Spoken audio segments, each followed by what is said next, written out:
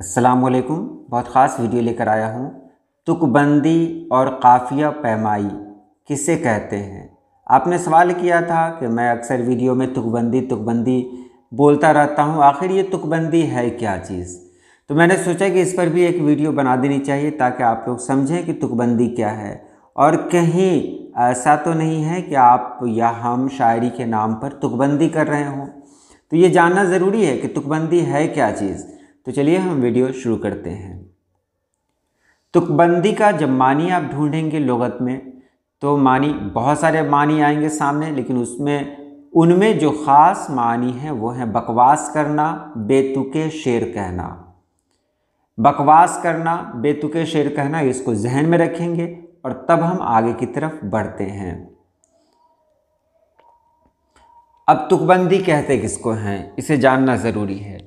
देखिए, बहुत सारे लोग हैं जिनको शायरी करने का दिल करता है, शायरी में बहुत दिलचस्पी है, लेकिन वो मेहनत नहीं करते हैं।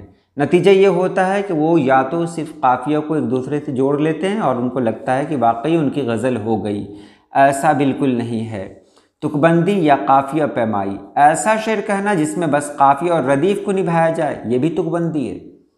कि काफ़िया और रदीफ़ आपने जान लिया और बस काफ़िया और रदीफ़ को जुमलों की तरह इस्तेमाल कर रहे हैं। जुमला बनाया जिसमें आपने काफ़िया का इस्तेमाल कर लिया और रदीफ़ को निभा दिया आपने, जिसमें कोई ख्याल नहीं है, कोई गहराई नहीं है, जिसमें घिसी पिटी हुई बातें हैं, जिसमें यह ख्याल नहीं रखा जा रहा है कि आप किस तरीके से किसी बात को पेश कर रहे हैं। तो ये भी तुकबंदी के ज़ुमरे में आता है। उसके बाद दूसरा यह है कि पहले मिसरा और दूसरे मिसरा में कोई रब्त ना हो।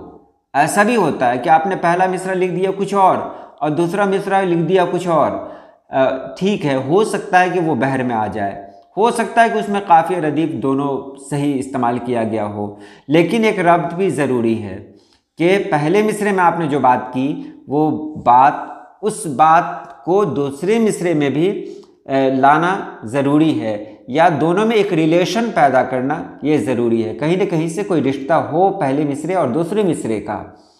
तो तुकबंदी में ये भी आता है। कोई आम सा घिसा पिटा मौजू पेश किया जाए, वही पुराना मौजू जो एक ज़माने से चला हुआ आ रहा है कि मैंने उसे कुछ कहा, उसने गुस्से में मुझे एक थप्पड़ लगाया। ये आम सा मौजू है, इसको अगर कहीं आप लाएंगे तो ये भी तुकबंदी में आएगा। उसके बाद है शेर में एक साथ कई अयूब हों। एक दो ऐब का होना ये कोई बड़ी बात नहीं है, ये अक्सर हो जाता है, लेकिन एक साथ अगर कई अयूब होंगे तो उसको भी तुकबंदी कहा जाएगा। तो कुल मिलाकर तुकबंदी कहा किसको गया? तो ऐसा शेर कहना जो आम तौर पर मुतशायर लोग कहते हैं, यानी ना उसमें काफ़िया है न रदीफ़ है। मान लिया काफ़िया और रदीफ़ है तो उसमें बहर को सही से नहीं लाया गया, यानी अरकान का इस्तेमाल जो किया गया सही अरकान का इस्तेमाल नहीं किया गया, जो अल्फाज इस्तेमाल किए गए वो बहर से खारिज हैं, ऐसे लफ्ज़ इस्तेमाल किए गए जो मतरूक हो चुके हैं, या फिर ऐसा ख्याल लाया गया जो आम सा ख्याल है, जो हमारे यहाँ कॉमन सी बात है, जो जिसके बारे में पहले बहुत सारे लोग लिख चुके हैं, यानी उसको जब हम पढ़ें तो ऐसा लगे कि हम कहीं से चुरा कर लाए हुए हैं, किसी का नकल किए हुए हैं। तो ये सब तुकबंदी में आता है। आपको मौजू का भी ख्याल रखना है कि मौजू हो, ठीक है, ख्याल टकराना ये अलग बात है, लेकिन ख्याल को इस तरह पेश करना कि आपके ख्याल में दूसरे के ख्याल में कुछ फ़र्क हो, ऐसा नहीं कि पूरा का पूरा वही ला दिया। और दूसरी बात कि हम लोग जिस दौर में रह रहे हैं इस दौर के मसाइल अलग हैं। अपने यहाँ इतने सारे मसाइल हैं तो फिर हम लोग इधर उधर क्यों भटके? बहुत सारे लोग हैं पुराने ज़माने की बातों को लाते रहते हैं। तो ये सब भी तुकबंदी में आता है। तुकबंदी में मतलब यही है कि मतलब किसी को शेर कहने नहीं आ रहा है और वो शेर कह रहा है। शेर की जो कायदे होते हैं, जो उरूज़ है, उरूज़ की जानकारी नहीं है, और अगर बहुत सारे लोग को तो उरूज़ की जानकारी नहीं है फिर भी बेहतर शेर कहते हैं, यानी गलत इस्तेमाल करना। उरूज़ का मतलब ये नहीं कि आप बहर के बारे में जानें, बहर का नाम क्या है, ये सब नहीं। आपको काफ़िया रदीफ़ की पहचान नहीं है तो ऐसे लोग जो होते हैं ना, तो ऐसे लोग ही तुकबंदी करते हैं। मिसाल के तौर पर मैंने यहाँ पर कुछ तुकबंदियाँ पेश की हैं।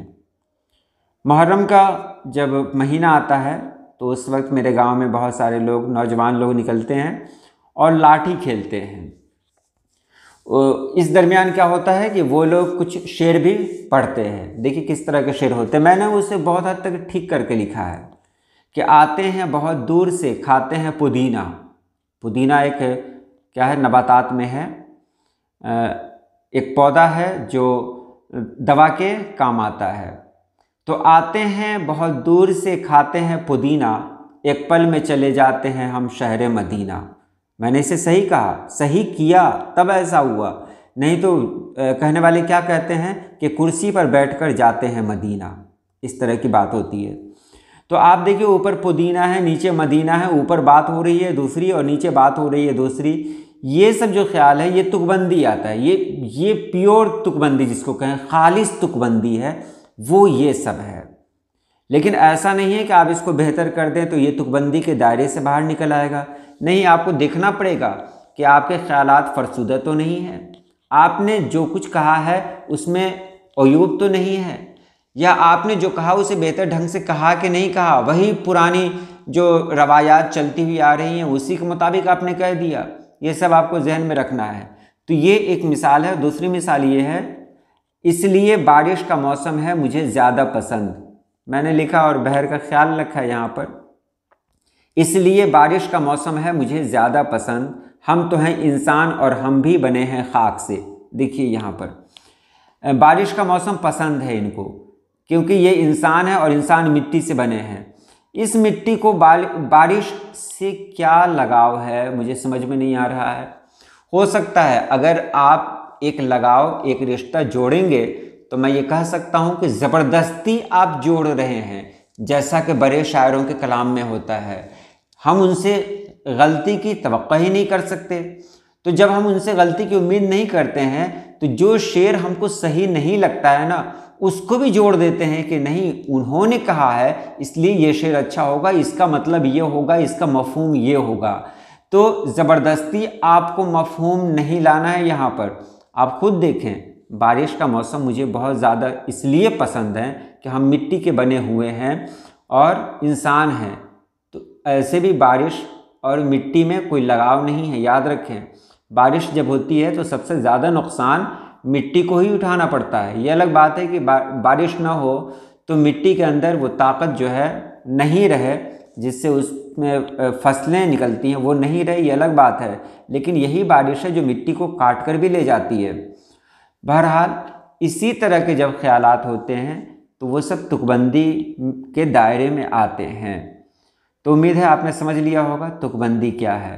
मैं बस यही कहूँ कि जिसमें काफ़ी और रदीफ़ का ख्याल न रखा जाए, काफ़ी और रदीफ़ का ख्याल रखा जाए। हाँ, काफ़िया पैमाई भी एक ऐब है जिसमें सिर्फ काफ़ी और रदीफ़ को निभाया जाए, बस काफ़ी और रदीफ़ को, उसमें ख्याल कौन सा पेश हो रहा है, किस तरह पेश हो रहा है, इसका ख्याल न रखा जाए, पुराने तरीक़े से उसे पेश किया जाए। मतरूक अल्फाज हैं जो तर्क कर दिए गए हैं, ऐसे अल्फाज को उसके अंदर शामिल कर लिया जाए, ये सब तुकबंदी के दायरे में आता है। तो चलिए आज के लिए इतना ही। अल्लाह पाक आप सभी लोगों को खुश रखे, आबाद रखे। अल्लाह हाफिज़।